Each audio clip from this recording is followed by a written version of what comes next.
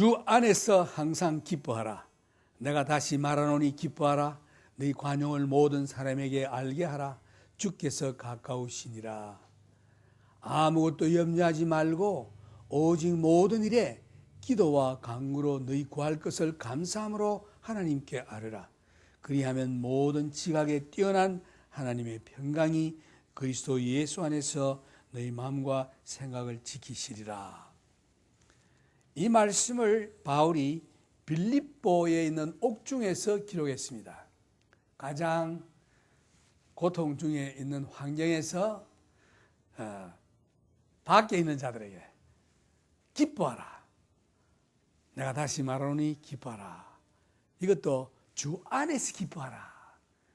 이 주 안에라는 말이 굉장히 중요합니다, 여러분. 기뻐하라만 생각하지 마시고 주 안에서 기뻐하라. 이 주 안에 있다는 말이 무슨 뜻이겠습니까? 이 성경 말씀에 주 안에란 말이 많이 나옵니다. 로마서 8장에도 보면은 주 안에 있는 자들에게는 결코 정죄함이 없나니 그랬습니다. 주 안에 있다. 주 안에. 이 주 안에라는 말씀을 여러분들이 확실히 이해를 하고 지나가야 이 모든 말씀이 이해되는 것입니다. 요한 1서 3장 24절에 보면은 주 안에 있다는 말은 성령이 내 속에 오심으로 말미암아 내가 주 안에 있고 주가 내 안에 있다, 이렇게 해석이 되어 있습니다. 그러니까 예수 믿을 때에 예수님이 우리 죄를 사해 주시고 성령을 보내주셔요. 믿는 자에게 성령이 오셔서 내가 중생을 하게 되죠. 중생을 할 때에 본어게인 중생을 할 때에 그 중생한 영이, 이 중생이라는 말이 뭔가 하니 하나님의 일은요 전부 위에서 내려오는 겁니다. 내 속에서 내가 뭐 만드는 하나도 없어요. 전부 위에서 내려오는 겁니다. 중생도 위에서 하나님 아버지께서 성령을 내 속에 부어주셔서 내 속에 중생이라는 말이 무슨 뜻인가 하니 여러분이 태어났지요? 다시 태어난다는 뜻입니다. 내가 다시 어머니 뱃속에 들어가서 태어나는 게 아니라 내 영이 다시금 태어난다. 그것도 위로부터 태어나는 것입니다. 내 영이 왜 태어나야 되는가? 죽었거든요. 왜? 죄로 인하여. 그 죄로 인하여 영은 불멸입니다. 영원히 없어지는 않는데 죄로 인하여 영원히 멸망하게 돼 있어요. 죄로 인하여 영이 죽었다고 하는 것은 하나님과 더불어 갈라졌다는 뜻입니다. 하나님과 더불어 영유가 없어요. 죄 때문에. 그런데 예수를 믿을 때에 믿는 자, 그 믿음으로 말미암아 나에게 있는 모든 죄가 예수께로 닿았어요. 내가 예수 믿는 믿음 때문에 하나님께서 그렇게 정하셨는데 죄가 다 예수께로 가고 예수의 의가 내게로 와서 입혀졌습니다. 그래서 하나님께서 어렵다고 불러주시고 나에게는 하나님께서 보실 때에 죄전 김동백이를 보는 게 아니라 예수를 봅니다. 예수를 믿을 때에 예수로 옷 입혀졌거든요. 여러분들이 아무리 과거에 더러운 죄를 짓고 많은 범죄하고 흉측한 죄를 입에 담지 못할 죄를 지었다 할지라도 내가 예수 믿으면은 하나님께서 보실 때 어렵다 그래요. 왜? 여러분 보고 나보고 어렵다는 게 아니라 예수님 보고.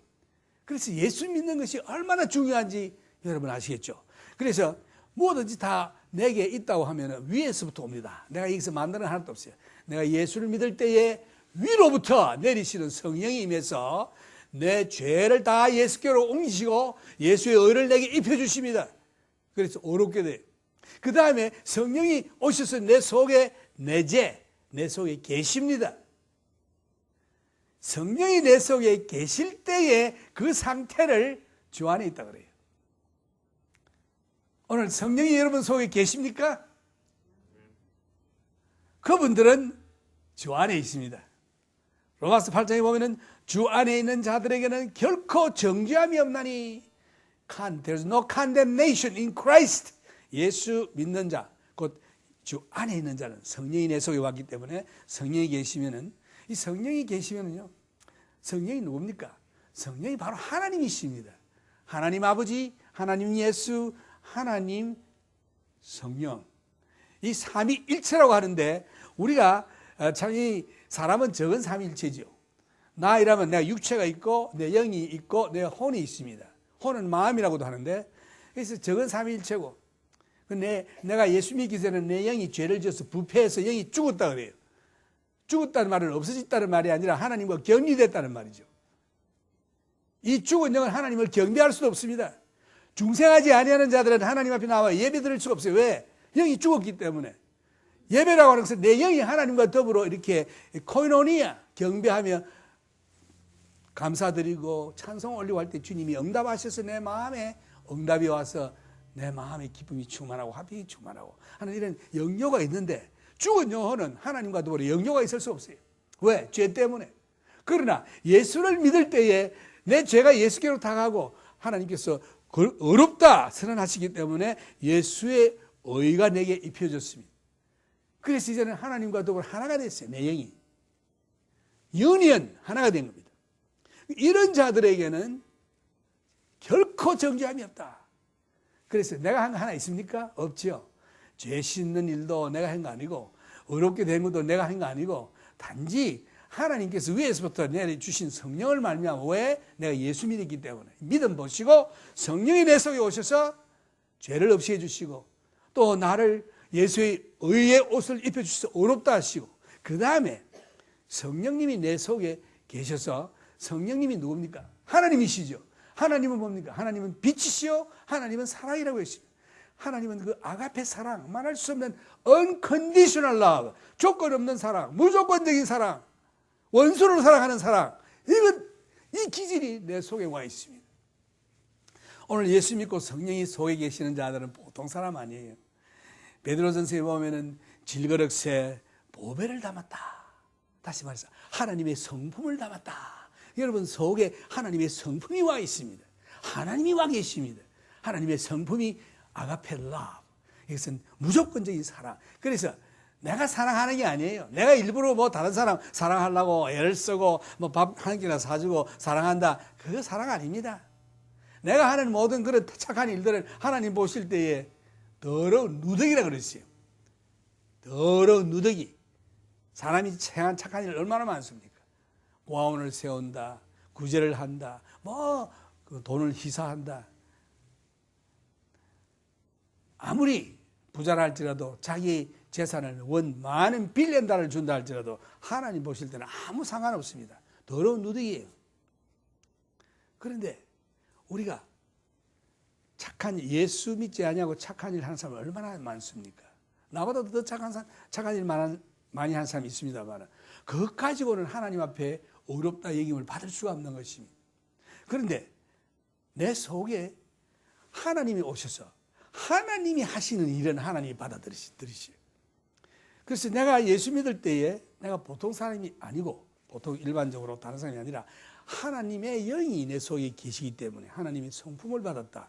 성령이 내 속에 계시기 때문에 성령이 계신다는 말은 하나님 아버지가 내 속에 계시고 예수님이 내 속에 계시고 성령님이 내 속에 계시고 또 동시에 내가 예수 안에 내가 하나님 아버지 안에 있는 이런 관계가 있습니다.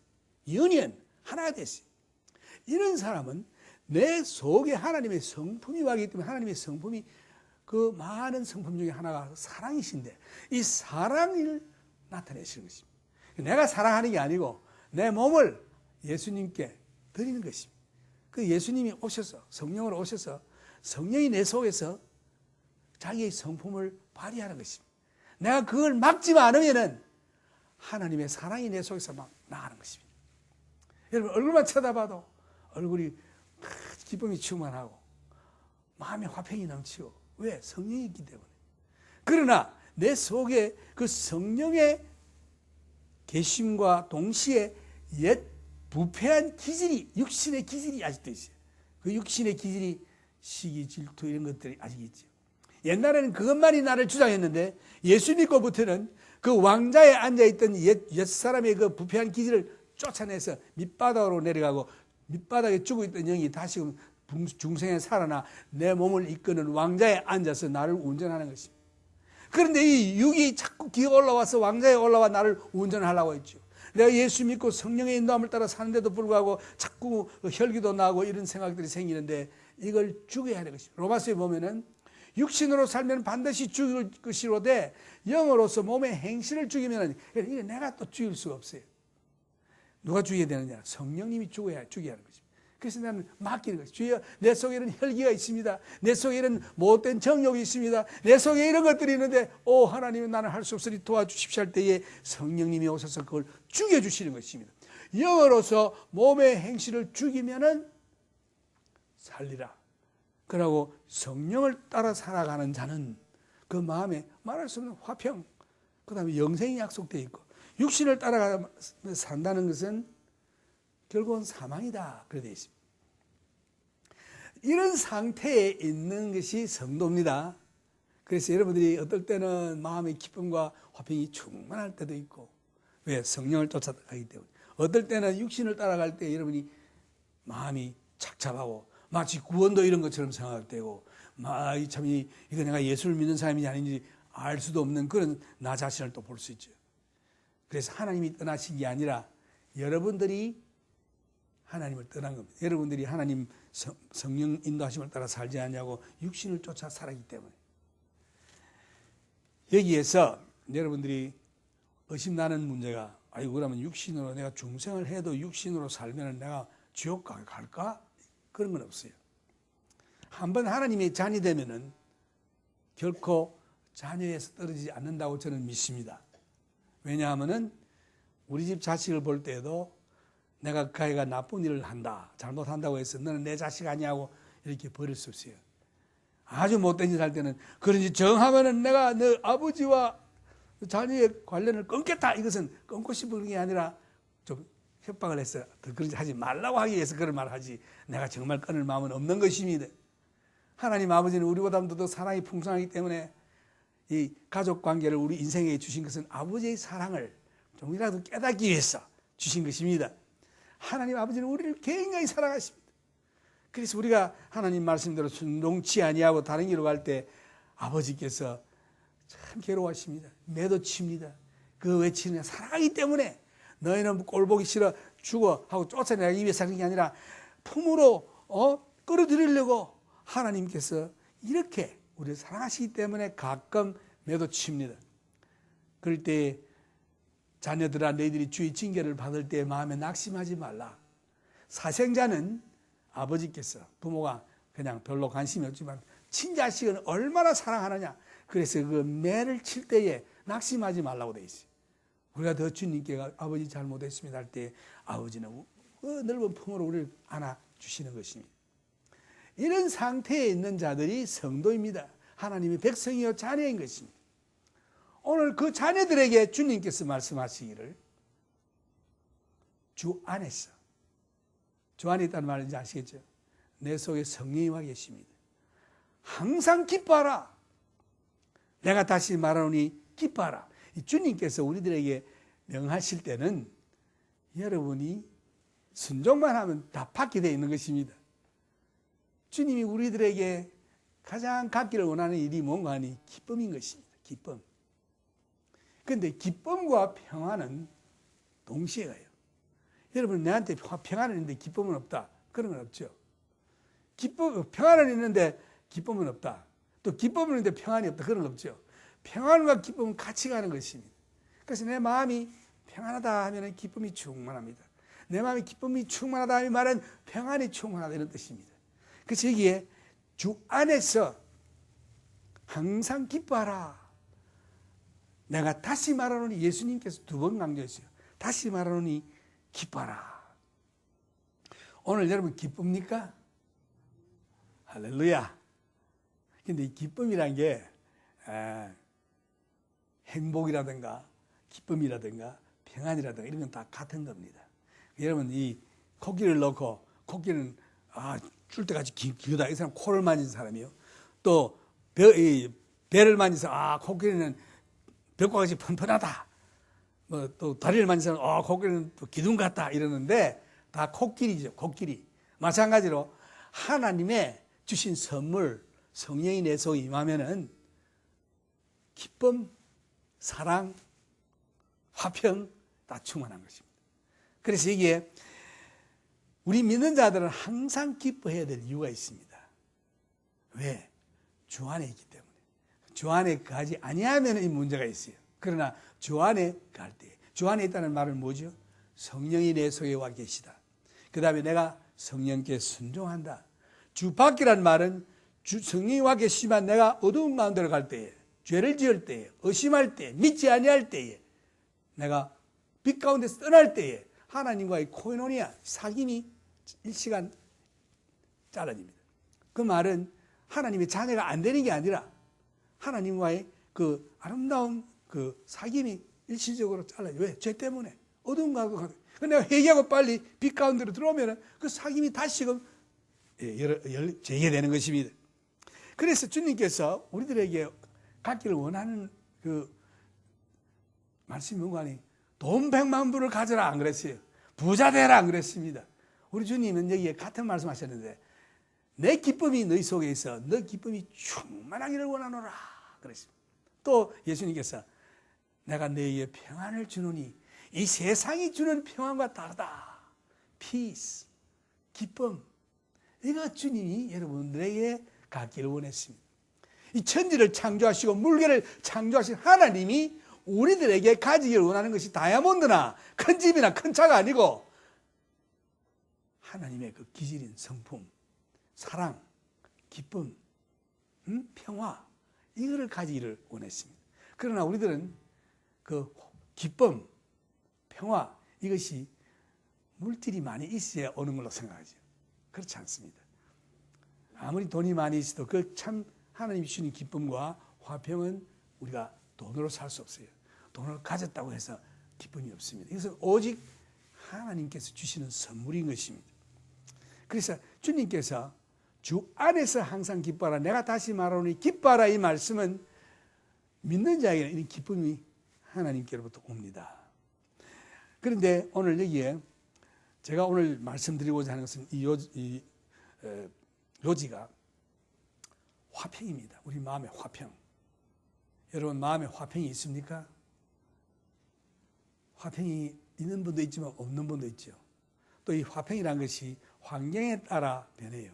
내가 원하는 대로 일이 잘 되면 화평이 있고 또 원하는 대로 안 되고 뭐 옆에 여러 가지 문제가 있고 가정 문제, 자녀 문제, 물질 문제, 뭐 내 육신의 병의 문제, 몸의 병, 대인관계 문제, 부부관계 문제 이렇게 있을 때는 화평이 없죠. 그런데 주님이 말씀하시는 화평은 그런 어려운 가운데서도 화평이 있다 이 말씀입니다. 일이 잘 되면 화평이 있고 없으면 안 되고 이것은 진실한 화평이 아닌 것입니다. 우리가 여러 가지 마음의 갈등을 가지고 있는데 오늘 여러분들이 마음에 화평이 없다 이러면은 왜 없나? 저 아내 때문에 없다. 남편 때문에 없다. 자녀 때문에 없다. 물질 때문에 없다. 병 때문에 없다. 뭐 내 육신의 어떤 문제, 직장 문제 뭐 이런 이유들이 많이 있을 줄 압니다. 그런데 예수님께서는 우리들에게 아무것도 염려하지 말라고 그랬습니다. 왜 그렇게 말씀하셨는가 하니 우리에게 염려가 있기 때문에 염려하지 말라고 했습니다. 염려 있죠? 솔직히 말해서 염려 있죠? 염려 없는 사람 아무도 없습니다. 그런데 우리 주님께서는 아무것도 염려하지 말라고 그랬습니다. 왜냐? 오늘 여기에 바울이 화평의 비결을 오늘 우리들에게 말씀하십니다. 하나님께서 바울을 통해서 오늘 여러분 어떠한 마음으로 여기 왔는지 몰라도 돌아갈 때는 이 비결을 터득하시고 마음에 말할 수 없는 화평을 가지고 돌아가시길 바랍니다. 기대됩니까? 됐습니다. 뭐든지 기대를 해야 돼요. expectation. 믿음이 없이는 하나님을 기쁘시게 할 수 없나니 하나님께 나아가는 자는 그가 계신 것과 그를 찾는 자에게 반드시 상 주시는 이심을 믿는 자라고 했습니다. 상 주시는 이심을 바라는 자. 이건 뭐냐? expectation이죠. 바라는 것입니다. 왜? 하나님 말씀이 주시겠다고 했어요. 그래 오늘 이 시간 아무것도 염려하지 말고 염려에 가득 찬 마음을 가진 사람들이 하나님 말씀하시는데 저도 미국 올 때에 아무 가진 것 없이 참 이 미지의 세계에 아주 부푼 마음으로 미국이라는 곳에 좋은 데 가기는 하는데 앞으로 무엇을 해서 어떻게 먹고 살 것이며 집도 없는데 이거 그냥 땡푼 없이 그냥 날아왔습니다. 그 얼마나 염려됩니까? 두렵습니까? 그런데 하나님께서 염려 말라 그러십니다. 아무것도 염려하지 말했습니다. 왜 그러냐? 염려가 있기 때문에 하셨는데, 그런 말씀을 하셨는데, 사실 이 염려라고 하는 것은 실제보다도 더 열악하게 보이는 것입니다. 염려라는 게 내가 지금 생각하는 그거보다 실제의 그 염려보다 그 상태보다 내가 생각하는 것이 한 10배 좀 더 커요. 그래서 사람들이 아주 마음이 녹아내리는 것입니다. 겁이 나고 저러면 어떡하나. 이것이 염려하는 자들의 그 결과인 것입니다. 그런데 우리 주님께서 말씀하시기를 이 염려를 하지 말라 하시고 나서 해야 될 일이 있습니다. 그런데 염려에 대해 생각해 보면 염려는 건설적이 아닙니다. 파괴적이에요. 예수님께서는 우리가 물개에 대해서 염려하는 것이 얼마나 어리석은 일이냐 하는 것을 말씀해 주시는데, 만약 오늘 여러분들이 염려하는 일이 있다면 그 염려가 누가 하는 염려가 아니 예수 믿지 아니하는 자들이 하는 염려다. 예수님이 이렇게 말씀합니다. 너희들이 염려는 이방인들이 하는 일이다. 하나님의 자녀들은 염려하지 말아야 하는 것입니다. 오늘 여러분들이 진실로 예수 믿고 하나님의 자녀가 됐다는 확신이 있으면 염려란 게 있을 수 없어요. 염려란 게 사전에 있을 수 없어요. 성경에 염려하라는 말이 없습니다.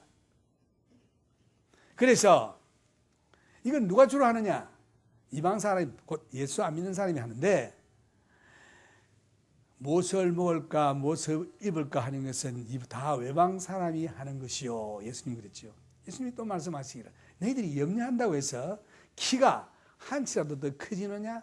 12인치, 2인치 더 커지느냐? 나도 키 크기를 좀 오랬지만은 아무리 염려해도 키 안 큽니다. 아무리 염려해도 이 흰머리가 까맣게 안 돼요. 물감을 들이면 몰라도 자연적으로 안 되는 것입니다. 그래서 염려한다고 해결되는 게 첫째 없다 이 말씀입니다. 예수께서 마르다에게 많은 것들에 대해서 염려하는 그 참 사랑하는 그 여인들에게 충고했죠. 마르다야, 그 한 가지만 하지 왜 여러 가지 벌려놓고 그래 걱정하고 분주 복잡하게 댕기느냐. 책망했습니다. 염려지요. 오직 모든 일에 예수님께서 첫째로 염려하지 말라고 하시고, 염려해봐야 그것은 아무 효과도 없고, 그 다음에 염려라고 하는 것은 이방 사람이 하는 것이 예수 믿는 하나님의 자녀들이 하는 것이 아니다. 그래서 첫째 지금 염려 있습니까? 그거 다 떨쳐버리십시오. 왜? 예수 믿는 사람이 하는 일이 아닙니다. 염려한다고 해결되는 게 하나도 없다고 예수님 말씀하시고, 그 다음에 그 대신 해야 될 게 있는데, 모든 일에 기도와 간구로 너희 구할 것을 감사함으로 하나님께 아뢰라. 오늘 여러분 문제가 있죠?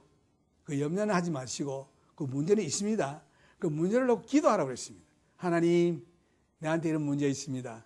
하나님, 그러고 염려를 다 주께 막 던지라고 했습니다. 그러니까 이 문제를 들고 꽁꽁 앓지 마시고 예수께 던져버려요. 그런 말씀이 베드로전서에 나오죠. Cast your care to the Lord. I'll take care of you. 예수님 그랬죠. 그래서 내 모든 염려를 주님께 던져버려라. 농구공 골대 던지듯이 확 던져버려라. 그럼 내 소리 없잖아요. 한국 시골에 어떤 선교사님이 뭐 옛날에는 차가 없을 때인데 트럭을 타고 이제 조그만 픽업 차 타고 시골 막 길을 지금 먼지 펄펄 나면서 가는데 어떤 할머니가 장작개비를 쥐고 그 막 고생이 같은 몸으로 쥐고 막 걸어가거든요. 그러니까 할머니 선교사님이 너무 가련해서 스탑해가지고 할머니 뒤에 타시오 이랬거든요. 그러니까 이 할머니 아이고 감사합니다 하면서 뒤에 탔어요. 탔는데 타가지고 계속 걸음을 쥐고 가는 것입니다. 그래서 할머니 왜 그 내리지 않고 지고 가십니까? 이러니까 차 태워주는 것만 해도 감사한데 이것까지 태우면 어떡합니까? 그래서 지고 간대요. 이것이 바로 우리 예수 믿는 사람들의 스타일이에요. 모든 염려 주님께서 놓아라 하면 십자가 앞에 던져버리고 그저 홀알몽으로 털고 가면 될 텐데 그것도 주님 던집니다 하고 갈 때는 그걸 또 메고 또 가는 것입니다. 이것이 우리 믿는 사람들의 실제 생활이에요. 오늘 이 시간 모든 염려를 주님께 던지시오 하면 예 가는데 그 다음에 나갈 때는 또 지고 그 지고 나가는 것입니다. 그래서 또 염려해요. 이것이 믿는 사람의 스타일이에요. 그렇습니까? 대답이 없는데 아마 안 그럴 모양인데 여러분 염려 나도 많이 있습니다. 여러분만 있는 게 아니라 그래서 나는 오늘 이걸 읽고 얼마나 은혜가 되는지 이제는 뭐 염려 내가 그 해결해 보려고 연구할 것도 없고 사이칼로지스트 찾아갈 것도 없고 에이 주님 부탁합니다 던져버려요. 그건 내 문제가 아니에요. 그래서 우리 마음을 지키신다는 말씀이 얼마나 중요한지 성경은 말하기를 예수님께서 오시기 직전에 세상의 상태에 대해서 사람들의 마음이 얼마나 두렵게 될지를 기사할 정도로 무서울 일이 일어날 것입니다. 이럴 때 우리가 하나님을 의지하는 자들은 세상에 어떤 일이 일어나든지 요동하든지 폭풍아 불으라 어떠한 일이 일어나도 우리는 두려워하지 말 것은 기절하지 말 것은 하나님 우리의 마음을 지키고 계십니다. 여기에 영어 성경 원에 보면은 마음과 생각 이 말을 하시라고 말했고 또 마인드라고 말했는데 이사야 선지자는 그 마인드에 대해서 마음에 대해서 그 우리의 믿음이 참 하나님께만 딱 고착되어 있는 그 심지가 굳은 그런 믿음을 가진 자들에게 평화가 넘치겠다 그랬습니다. 이사야 26장 3절에 보면 주께서 심지가 견고한 자를 평강의 평강으로 지키시리니 이는 그가 주를 의지함이니라. 그래서 여러분이 주님만 꼭 의지하고 있으면 모든 염려 다 주께 맡기고 주님만 바라보고 있으면 마음에 말할 수 없는 평강이 넘치리라고 했습니다. 그래서 우리의 마음을 주님께 고착시킵시다. 그 하신 말씀에 고착시킵시다. 그리고 흔들리지 맙시다. 주님만 바라봅시다.